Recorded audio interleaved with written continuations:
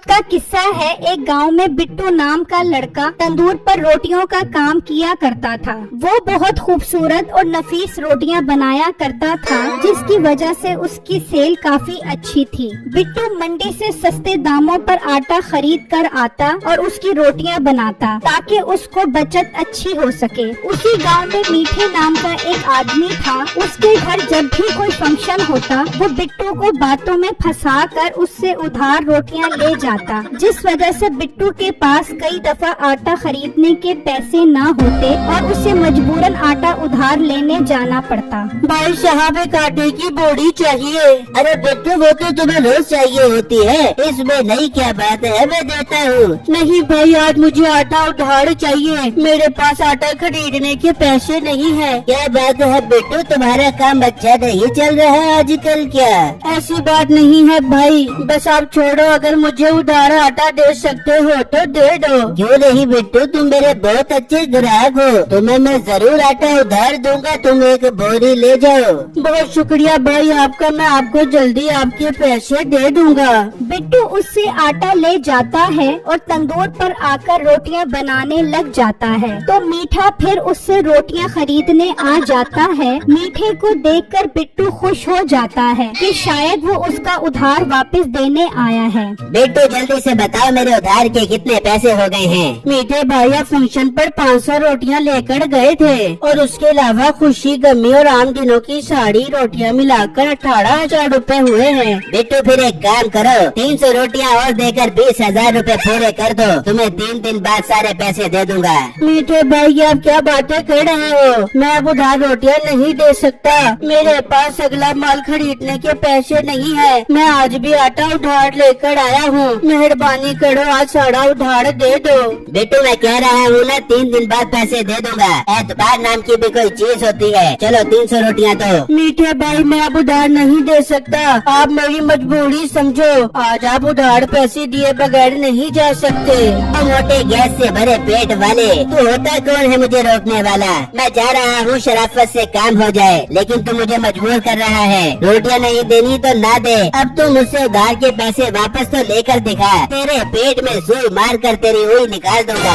ये कहकर मीठा वापस चला जाता है। यार ये मीठा ऐसे पैसे नहीं देगा, मैं आज शाम में ही सरपंच के पास जाता हूँ। वहाँ मीठा बगैर रोटियां लिए घर पहुँचता है। ओ मीठे रोटियां नहीं लेके आया तू? कहाँ से रोटियां लेकर आता? वो मोटा उधार नहीं दे रहा। तू मीठे गौशाला में जाके देख, सारी गाय भूखी बैठी है, उनको चारे में रोटियां डाल के देनी है, मैं क्या कर दूंगी। तो तू उनको बगैर रोटियों के चारा खिला दे। बहुत अयाशियाँ कर ली है उन गायों ने रोटियों वाला चारा खा खा कर। इन्हें ज्यादा चटखारे की आदतें न डाल, और मुझे एक गिलास पानी का पिला, बहुत प्यास लग रही है। नसीबो पानी लेने मटके के पास आती है और जब उसमें से पानी निकालती है तो उसमें पानी बिल्कुल नहीं होता।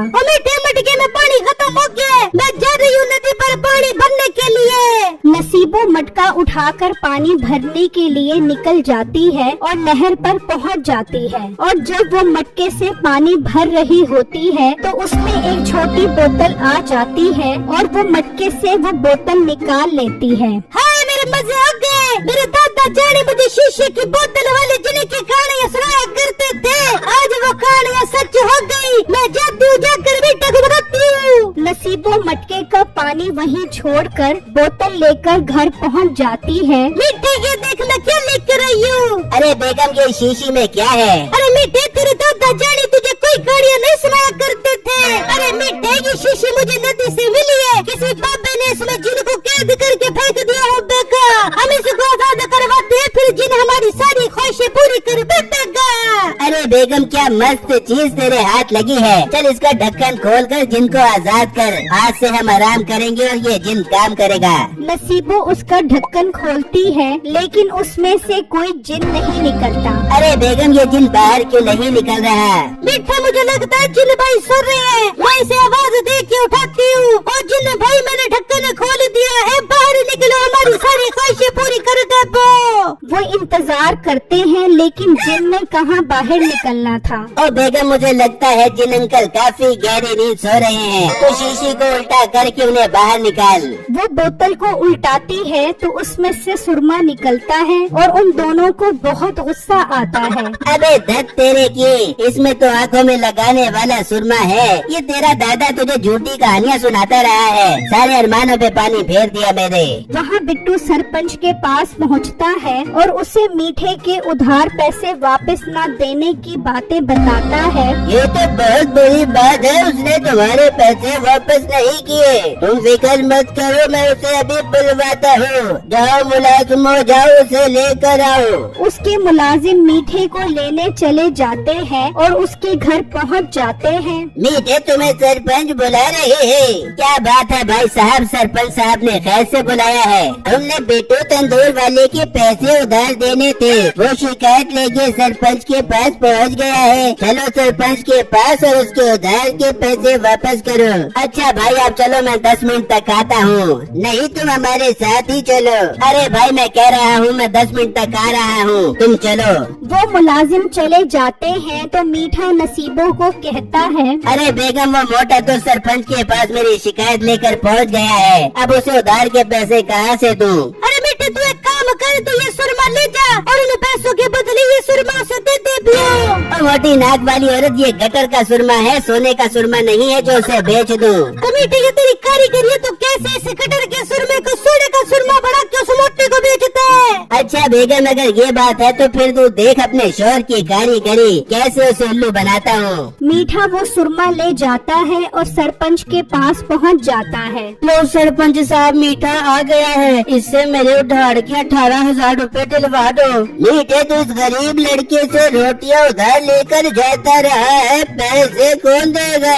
सरपंच साहब, मेरे एक जगह से पैसे आने वाले थे तो मैंने सोचा इसके उधार वाले पैसे दे दूंगा, लेकिन वो पैसे नहीं आए, इसलिए मैं मजबूरन अपने अबाव अजदाद का ये नायाब सुरमा अपने दिल पर पत्थर रख कर लेकर आया हूँ। बेटू, तुम उन पैसों के बदले ये सुरमा ले लो। इस सुरमे में ऐसी क्या खास बात है जो तुम 18,000 के बदले दे रहे हो? सरपंच साहब, ये सुरमा बहुत नायाब है, इसे आंखों में लगाने से आंख, नाक, कान, गला, गुर्दे, फेफड़े सबकी बीमारियां खत्म हो जाती हैं। बेटो मेरे भाई, तुम ये सुरमा ले लो, मैं अपने दिल को तसल्ली दे दूंगा कि ये सुरमा मेरे पास आया ही नहीं था। वह मीठे, सुरमा तो बहुत नायाब है तुम्हारा। पर सरपंच साहब, मुझे कोई बीमारी नहीं है, मुझे ये सुरमा नहीं चाहिए, मुझे 18,000 उधार वाले पैसे वापस चाहिए। मेरे सर पर कर्जे का बोझ बहुत बढ़ता जा रहा है। मेरे पास पैसे तो नहीं है, अपने अबाव अजदाद का ये नायाब सुरमा है, इससे ज्यादा मैं और कुछ नहीं कर सकता। बेटो तुम ये सुरमा ले लो, अब इसके पास 18,000 तो है नहीं, तभी तो तुम्हें अपने अबाव अजदाद का सुरमा दे रहा है, वरना इतनी नायाब चीज कौन किसी को देता है? मीठा बिट्टू को वो सुरमा देकर चला जाता है और घर आकर नसीबों को बताता है। बेगम देख तेरे शोर की कारीगरियाँ, उसे वो गटर वाला सुरमा चेप दिया, बहुत नखरे दिखा रहा था सुरमा लेते हुए, मगर मैंने ऐसी कहानियाँ घड़ी के सरपंच को भी मेरी बातों पर यकीन आ गया। वहाँ बिट्टू सुरमा लेकर घर पहुँचता है। अरे बेटू, ये शीशी में क्या है? बेगम, मीठे से उधार वाले पैसे लेने थे, उसने मुझे उसके बदले ये सुरमा दे दिया, कह रहा था इसे लगाने से जिस्म का हर दर्द दूर हो जाता है। अरे बेटू, उसने आपको बेवकूफ बना दिया है, भला सुरमा लगाने से भी दर्द खत्म होता है क्या? हाँ बेगम, मुझे पता है उसने मुझे बेवकूफ बनाया है, मैं तो ले भी नहीं रहा था, लेकिन सरपंच ने जबरदस्ती दिला दिया। पैसे मेरे पास है नहीं, अगला माल कहाँ से खरीदूंगा, ये सोच सोच कर मेरे सर में बहुत दर्द हो रहा है। बेटू, आपको हिम्मत से काम लेना होगा, अगर ज्यादा सर में दर्द हो रहा है तो ये सुरमा लगा लो, शायद आराम आ जाए। बिट्टू अपनी आँखों में वो सुरमा लगा लेता है और काम पर चला जाता है, तो क्या देखता है कि उसे जमीन के अंदर की चीजें भी नजर आना शुरू हो जाती हैं। बिट्टू बहुत परेशान हो जाता है।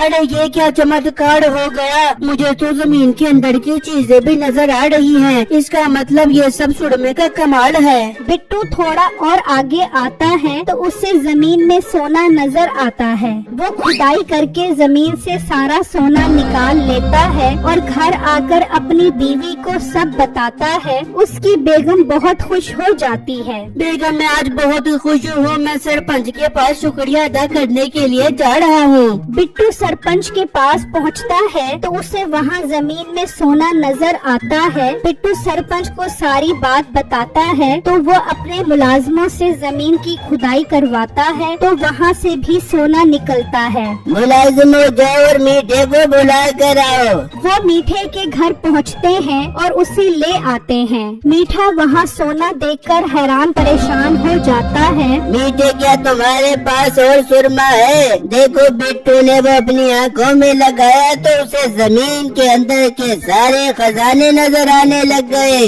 अरे सरपंच साहब, ये आप क्या कह रहे हो? हाँ मीठे भाई, मैंने वो सुरमा आँखों में लगाया और जैसे ही बाहर निकला मुझे जमीन के अंदर की हर चीज नजर आना शुरू हो गई। मीठे, तुम्हारे पास और सुरमा है तो मुझे बेच दो। मैं तुमसे 5 लाख रुपए का खरीद लूंगा।